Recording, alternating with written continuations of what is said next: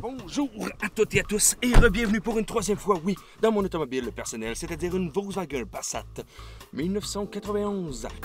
Nous revoilà, oui, repartis sur les routes pour des anecdotes peu connues du cinéma, spéciale voiture déguisée, oui, Halloween, octobre, 31 octobre, oui, voilà, ça démarre.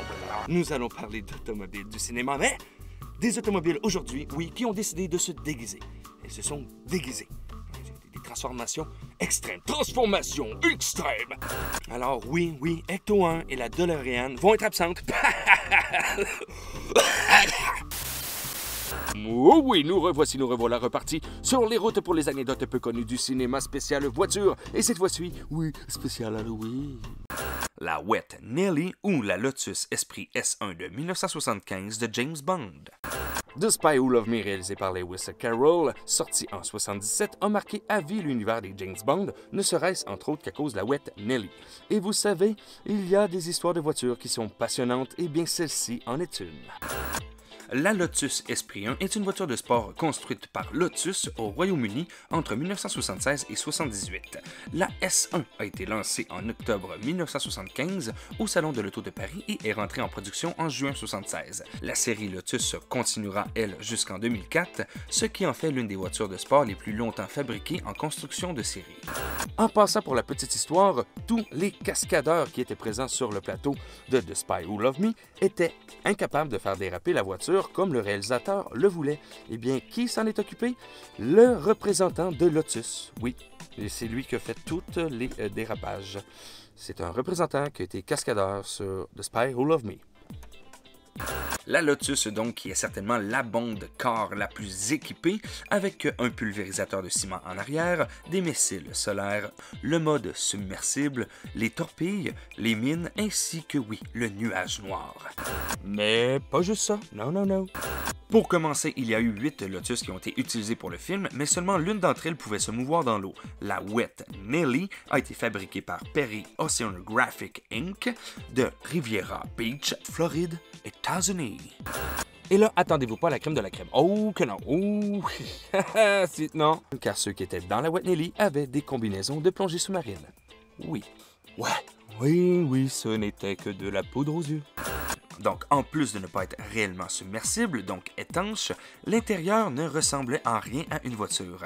À l'intérieur, il y a de l'espace que pour 2 plongeurs qui doivent faire fonctionner, conduire et régler le sous-marin Lotus. Loin, très loin de l'espace lungy sexy montré dans le film. Suite au film, tournée de promotion oblige, elle fait les 100 lieues et c'est le succès. Et malheureusement, oui, cette Lotus Esprit submersible finit oubliée dans un locker. Et puis là, eh bien sur Internet, il y a 2 histoires qui se croisent. L'une se passe à New York et l'autre aux Bahamas sur l'île de Nassau. Alors oui, effectivement, il existe bel et bien une deuxième Wet Nelly à Nassau, aux Bahamas, et c'est un certain Monsieur Robert qui l'a, tout simplement parce que Monsieur Robert a fourni l'équipement nécessaire afin de plonger les choses dans l'eau lors du tournage. Et selon nos recherches, eh bien ça serait une des 2 voitures ici, là. C'est en face du Bahamas Clear Drinking Water. Ce serait là. Bref, je vais vous raconter l'autre histoire. C'est plus intéressant. Selon cette version, eh bien, c'est un couple qui a acheté ce lot de locker pour effectivement 100 $ en 1989. Les 2 acheteurs ne se doutaient absolument pas de la valeur réelle de ce qu'ils venaient d'acheter. Enfin, selon Doug Radenius, cofondateur de la fondation Ian Fleming, les nouveaux propriétaires de la Lotus sous-marine n'étaient même pas au courant de ce qu'ils possédaient parce qu'ils n'avaient même pas vu le film. Ça arrive. Le monsieur a chargé sa voiture sur son camion et a commencé à rentrer chez lui. D'autres camionneurs ont remarqué la voiture et lui ont dit, par radio CB, qu'il possédait la célèbre Lotus de James Bond.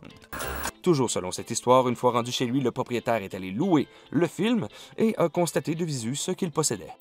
Quelques années plus tard, après avoir fait le plaisir de quelques amis ainsi que du voisinage, le couple a contacté le cofondateur de la fondation, Ian Fleming, qui a authentifié le véhicule sacré et suite à ceci, eh bien, ils ont mis le vendeur en relation avec la RM Auction. Véhicule donc qui s'est retrouvé à la RM Auction House, oui, aux enchères, et qui a été vendu en 2013 pour la coquette somme de 650 000 €. Et je suis certain que vous vous demandez, mais qui a bien pu acheter cette voiture? Eh bien, sans surprise, Elon Musk. Hein? Elon Musk, oui, surprenant. Eh bien, un mois après son achat, il a bel et bien annoncé officiellement sur son Twitter, et il l'a acheté eh bien, pour tout simplement en faire une voiture qui se transforme réellement de voiture terrestre à sous-marine. Mais il a comme abandonné le projet quand il a vu l'intérieur. Hein? Ça ressemble à rien. Fait lui, il s'est dit, bon, on va la laisser telle quelle, puis on va plancher sur un projet de voiture qui se transforme de terrestre à sous-marine. Une voiture commerciale. J'ai bien hâte de voir ça. Ça va foutre le bordel dans les océans, mon homme. Ce cher Elon Musk, il va probablement, du moins on espère, s'inspirer de ce qu'ont fait la BBC pour les 50 ans du film, une vraie Lotus amphibie. Le Mod Cut, la van Ford Econoline modèle 1984 de Dumb and Dumber. Le film Dumb and Dumber,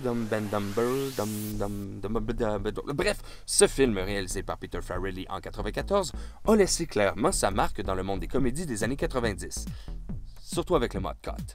Voiture ayant été conceptualisée par Sidney Jackson Bartholomew Jr., grand concepteur visuel des années 80 et 90, qui a donné naissance entre autres au décor de la Pee-wee's Playhouse. Il faut savoir en premier lieu qu'il y a eu 2 Mod Cut originales pour le film.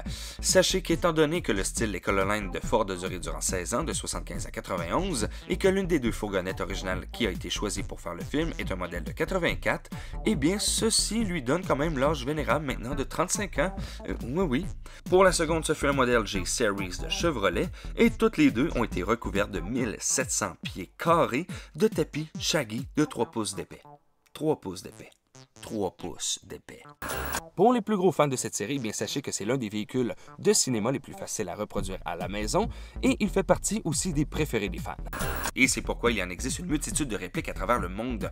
Toutes des versions que vous pouvez penser existent déjà. Oh oui, il y en existe même une de marque Audi. Mais celui qui a retenu notre attention dernièrement, eh bien c'est la réplique des YouTubers de la chaîne Troban Show, chaîne russe qui vaut le détour. Absolument, c'est du fou. Ah. Le fait que plusieurs personnes en aient reproduit un de leur côté occasionne parfois des découvertes dans les cours à scrap qui affolent les passionnés de ce film. Mais je vous rassure, l'original est bel et bien dans les réserves d'Hollywood. This is the original Mutt Cut car from Dumb and Dumber.